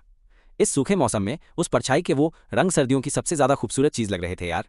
मैंने अपना फोन मजबूती से पकड़ा हुआ था और दूर से ही कैफे के बाहर मुझे एक बहुत ही ज्यादा जानी पहचानी सी परछाई दिखाई दी। मैंने झट से अपना वो फोन बाहर निकाला। क्या तुम यहाँ पहुंच गई हो या फिर हमें अपनी ये जगह बदल लेनी चाहिए? उसने मैसेज किया। मैं यहाँ आ गई हूँ। तुम कहाँ जाना चाहते हो? मुझे किसी भी जगह से कोई दिक्कत नहीं है। मैं उस मैसेज को घूरता ही रह गया और मैंने अपने होठों को बहुत जोर से भींच लिया। मैंने पूछा, क्या तुम अंदर हो या बाहर? उसने कहा, मैं तो एकदम गेट के पास खड़ी हूँ। मैं एक घनी झाड़ी के पीछे खड़ा था। मैंने घबराकर अपना सिर उठाया और कैफे की तरफ देखा, लेकिन उस दरवाजे के बाहर सिर्फ चेन के खड़ी थी। मेरी मुस्कान शून्य पड़ गई थी। मेरी उंगलियां बुरी तरह से कांपने लगी थी। मेरे फोन पर लगातार धड़ाधड़ कई सारे मैसेज आ रहे थे। नुओ नुओ, क्या तुम अभी तक यहाँ पहुंचे हो? मैंने एक सफेद रंग का कोट पहना हुआ है और मेरे बाल काले रंग के हैं। नुओ नुओ, मुझे माफ करना यार, मैं तुम्हें बताना भूल गई, मेरा असली नाम चेन के है। इसके बाद जो भी फालतू मैसेज आए मैं उन्हें बिल्कुल भी नहीं पढ़ सका। मैंने एक बार फिर से अपनी नजरें घुमाकर उस कैफे की तरफ देखा। लंबे काले बालों और सफेद कोट वाली उस लड़की का वो खूबसूरत चेहरा धूप में चमक रहा था, जैसे स्कूल में सबसे ज्यादा अच्छे नंबर लाने वाली और सबकी चहेती कोई बहुत बढ़िया स्टूडेंट हो। मेरे दिमाग में कई अलग अलग तरह की यादें आपस में बुरी तरह टकरा रही थी। मुझे ये जी की वो हर एक प्यारी किस याद आई। उन सबसे बुरे सालों में वो मेरी इकलौती उम्मीद थी यार। वो मेरी जिंदगी की चांदनी थी, लेकिन बहुत ही जल्दी वो सारी खूबसूरत और अच्छी यादें मिट गईं और उनकी जगह पर अनगिनत खौफनाक और मेरी रूह कंपा देने वाली डरावनी यादों ने कब्जा कर लिया। वो खुखार नजरें, वो भयंकर बेइज्जती, वो मारपीट, वो अकेलापन और वो टॉर्चर, वो अनगिनत छोटी बातें जिन्हें मैंने नजरअंदाज किया था, वो सब अब मेरे दिमाग में भयंकर तरीके से तांडव मचा रही थी। चेन के और ये जी, इसका मतलब था कि वो शुरू से ही एक ही इंसान थे। तभी तो मैं सोचूं कि चेन के ने बिना किसी वजह के अपने बाल क्यों रंगे थे। तभी मैं सोचूं कि वो खास मुझसे ट्यूशन पढ़ने क्यों आई थी। तभी तो जब वो स्कूल से गायब होती थी तो येजी भी एकदम अचानक से गायब हो जाती थी। तो पूरा माजरा ये था कि येजी ही चेन के है। मेरी तो एकदम हवा टाइट हो गई और मुझे भयंकर ठंड लगने लगी। सुशी की ये सर्दियां सच में बहुत ही ज्यादा हड्डियां कंपा देने वाली हैं। मैंने अपनी मुंडी उठाकर एक बार फिर से चेन के को देखा। वो लड़की बहुत जल्दी में लग रही थी। उसने फोन पकड़ा था और वो बिना रुके लगातार टाइप कर रही थी। मैं पूरी तरह टूट चुका था। मैंने अपनी आंखें बंद की और मेरी आंख से एक आंसू नीचे गिर गया। मेरा उसके लिए वो सारा का सारा प्यार एकदम हवा हो गया। एक पल में ही मेरे अंदर सिर्फ एक भयंकर और आग जैसी नफरत बची थी। मैं बस यही सोच रहा था कि कैसे उसने लोगों को बुलाकर मुझे बेइज्जत करवाया, मुझे पीटा और मुझे तड़पाया। मैंने गुस्से में उसकी प्रोफाइल पिक्चर पर टैप किया और बिना कुछ सोचे समझे उसे अनफ्रेंड कर दिया। फिर मैंने जानबूझकर उसे हमेशा के लिए ब्लॉक भी कर दिया। उन सूखे और बिना पत्तों वाले पेड़ों के तनों के बीच से मैंने अपना सिर घुमाया और अपना दिल पत्थर करके मैंने आखिरी बार उस चेन के की तरफ देखा। यार, मैं देखता हूं कि वो भयंकर गुस्से में अपना फोन जोर से जमीन पर दे मारती है। इतनी ज्यादा अकड़ वाली इंसान अब पागलों की तरह पूरी सड़क पर किसी को ढूंढ रही है। वो वहां से गुजरने वाले हर आदमी को पकड़कर उसके सामने गिड़गिड़ा रही है और सवाल पूछ रही है, लेकिन लोग उसे किसी पागल औरत की तरह एकदम इग्नोर कर रहे हैं। वो लोग उस पागल से बचने के लिए एकदम पतली गली से निकल रहे हैं। चेन के उस कॉफी शॉप के ठीक सामने बुरी तरह से टूटकर खड़ी है। वो ऊपर देखती है और उसकी नजरें मुझसे टकराती है। मैं उस लड़की की आंखों के आंसुओं को बिल्कुल भूल चुका हूँ। उन भयंकर ठंडी और गहरी काली आंखों में आज कोई बेइज्जती नहीं थी और ना ही कोई नफरत थी। उनमें सिर्फ घबराहट थी। तो इसका मतलब चेन के को भी रोना आता है। लगता है कि वो मेरी सोच से भी ज्यादा मुझसे प्यार करती है। यह खौफनाक बात याद आते ही डर के मारे मेरी हवा टाइट हो गई थी। मेरा पूरा शरीर किसी सूखे पत्ते की तरह कांप रहा था। मैं किसी भी कीमत पर उस पागल और ढीठ चुड़ैल को अपनी असली पहचान का सच बिल्कुल नहीं बता सकता। वो औरत तो पैदाइशी पागल है। अगर उसे मेरी असलियत पता चल गई तो वो मुझे कभी भी अपने चंगुल से जाने नहीं देगी। और वैसे भी मैं उस नीच इंसान से प्यार नहीं कर सकता जिसने मुझे रुलाया है। मैंने बिना कुछ सोचे समझे उसे इग्नोर किया, उसकी मनहूस शक्ल देखी और वहां से कट लिया। सुशी शहर का मौसम तो साला पलक झपकते ही बदल जाता है। मेरे घर पहुंचते ही आसमान की वो कड़कती धूप काले बादलों के पीछे पूरी तरह छिप गई थी और बहुत ही भयानक वाली खौफनाक बारिश आसमान से नीचे गिरने लगी थी। आज बारिश के कारण हमारे केक की दुकान एकदम बंद थी। दादी खास तौर पर मेरे लिए बाजार से वो महंगा मांस खरीद कर लाई थी। पिछले कुछ दिनों से हमारी दुकान का धंधा एकदम बढ़िया और कड़क चल रहा था। लगातार काम करने से दादी इतनी थक गई थी कि उनका बेचारा हाथ भी सीधा नहीं हो रहा था। वो मुझे खिला पिलाकर एकदम तगड़ा और गोल मटोल बनाना चाहती हैं। उनके इस सच्चे प्यार को देखकर मेरी सारी उदासी और मेरा गुस्सा पूरी तरह से छूमंतर हो गया था। मेरी दादी सच में मुझे बहुत ज्यादा लाड़ प्यार करती हैं। मैं अपनी पूरी जिंदगी उनका सबसे अच्छा और प्यारा पोता बनकर उनके साथ रहना चाहता हूँ। मैं अपने कमरे की खिड़की पर आराम से लेट गया और बाहर हो रही उस तेज भयंकर बारिश को देखने लगा। वो खौफनाक बारिश पूरी दुनिया की सारी गंदगी को अपने साथ बहुत ही अच्छे से धोकर साफ कर रही थी। उस वक्त मेरे दिमाग का दही हो रहा था और विचारों की भयानक भसड़ मची थी। क्या वो डायन अब भी वहां उस कैफे के बाहर खड़ी होकर मेरा इंतजार कर रही होगी? मैंने तुरंत अपना सिर हिलाया और उस शैतान की खौफनाक मनहूस शक्ल को अपने दिमाग से झटके में बाहर निकालकर फेंक दिया। यह बारिश का बहुत ही ज्यादा उदास और अजीब दिन था। अपने कॉलेज के एंट्रेंस एग्जाम की कड़क तैयारी करने के लिए मैंने अपना मोबाइल चलाना एकदम कम कर दिया था और मैं अपने प्रैक्टिस टेस्ट के पन्नों में बहुत ही बुरी तरह से घुस गया था। बाहर बहुत ही भयंकर और तेज बारिश लगातार गिर रही थी। वो चुड़ैल उस खौफनाक तूफान में पूरी तरह भीग चुकी थी और कॉफी शॉप के बाहर दिन से लेकर रात पागलों की तरह खड़ी इंतजार करती रही। ठंड से उसका शरीर बुरी तरह कांप रहा था। ब्लॉक होने के बाद उसका संतुलन बिगड़ा और वो नीचे धड़ाम से गिरी। उसने मुझे लगातार कई सारे मैसेज भेजे पर उन सब पर लाल रंग का निशान आ गया था, यानी मैंने उसे ब्लॉक कर रखा था। इस वजह से उसका पत्थर दिल टूटकर पूरी तरह चकनाचूर हो गया था और उसके दिल का हर एक टुकड़ा इस भारी बारिश में पूरी तरह बह गया था। उस बेवकूफ ने पूरे दिन कुछ नहीं खाया था और तेज भूख के कारण उसे चक्कर आ रहे थे। वो उस कॉफी शॉप के सामने घुटनों के बल बैठकर अपने पुराने मैसेज पढ़ने लगी। वो सिसक रही थी। उसे दुनिया के एक कोने में उसके सबसे प्यारे इंसान ने ही भयानक धोखा देकर अकेला छोड़ दिया था। अब नुयान यांग नुओ को उस छपरी लड़की की कोई जरूरत नहीं है। भाई उसका कट गया। तभी उस सुनसान रात में उसके फोन पर लगातार कई मैसेज आने लगे। उसने अपनी लाल सूजी हुई आंखों से उम्मीद के साथ उन्हें खोला, पर उनमें से मेरा कोई मैसेज नहीं था। मुझे नहीं पता कि उसने वहां कब तक मेरा पागलों की तरह इंतजार किया, जब तक कि ठंड से उसके होश पूरी तरह उड़ नहीं गए थे। सुबह का आसमान एकदम साफ हो रहा था। वो उठी और धीरे धीरे अपने किराए के पुराने घर की तरफ लौटी। वो खुद को एक खौफनाक सजा देते हुए भगवान से रहम की भीख मांग रही थी, पर कोई भी चमत्कार नहीं हुआ। किस्मत को उस घटिया लड़की पर बिल्कुल भी तरस नहीं आया। 1 जनवरी को नया साल शुरू हुआ और हमारा केक का धंधा भी एकदम जोरों शोरों से चमक गया। मैं अपनी दादी की मदद करने के लिए एप्रन पहनकर ठेला लगा ही रहा था। तभी अचानक मेरे सिर पर एक रिबन गिरा। मैंने ऊपर देखा तो वांग किन और यांग झाओ वहां मुस्कुराते हुए खड़े थे, जो कॉलेज के एडवेंचर क्लब में बहुत ही अच्छे दोस्त बने थे। उनके ठीक पीछे जुकिंग खड़ी थी, जिसने पूरे 2 महीने की लंबी थेरेपी लेकर उस खौफनाक हादसे को पीछे छोड़ दिया था। वो मेरे हाथ का बना कमाल का खाना चखने के लिए आए थे। वो दोनों लड़कियां बहुत ही कातिलाना और रोमांटिक अंदाज में मेरी तरफ देखकर मुस्कुराईं। उनकी वो खूबसूरत हंसी मार्च की उस चिलचिलाती धूप से भी बहुत तगड़ी और गर्मी देने वाली लग रही थी। वहां लोगों की भारी भीड़ लगातार बढ़ रही थी। उन्होंने अपना केक मजे से खत्म किया और फिर दादी की मदद करने लगे। हम सब सुबह से शाम तक पागलों की तरह काम कर रहे थे। रात के खाने पर हमने अगले दिन स्टोन विलेज जाने का कड़क प्लान बनाया। ये रहस्यमय जगह जुंजियांग हुआ द्वीप पर मौजूद है, जो कई सालों से एकदम वीरान और खाली पड़ी है और कहा जाता है कि वहां जंगली घास उगाई है। वहीं दूसरी तरफ उस टूटे किराए के घर में वो डायन अपना खाना लेकर ऊपर गई। वो पुराना घर बिल्कुल भी आवाज नहीं रोक पाता था, इसलिए दरवाजे की दरार से उसके नाना किन यू की बकवास बाहर आ रही थी। वो बोले, युआन, मैंने उस लड़की को इतने सालों पाला, क्या उसकी औकात सिर्फ इतनी ही है? हमने पहले जिस कीमत की बात की थी वो अब नहीं चलेगी। तुम रकम दोबारा सोच लो। किन यू के कान खराब हो चुके थे, इसलिए उसने फोन स्पीकर पर रखा था। आवाज आई, तुम्हें कितना पैसा चाहिए? 100 मिलियन। क्या बुढ़े चेन ने उसे अपने परिवार का वारिस घोषित कर दिया है? तुम मुझे तुरंत पैसे भेजो और मैं तुम्हें उसी वक्त उसकी असली लोकेशन भेज दूंगा। दूसरी तरफ का इंसान काफी देर तक चुप रहा और फिर धीरे से बोला, क्या तुमने मेरे लिए वो जानकारी निकाली? क्या वो उन लोगों के साथ अकेले में संपर्क कर रही है जिन्हें उस पुराने बुढ़े ने अपने पीछे छोड़ दिया था? अब मुझे ये सब कुछ साफ साफ जानना है ताकि मैं अपना गेम बजा सकूं। बिल्कुल।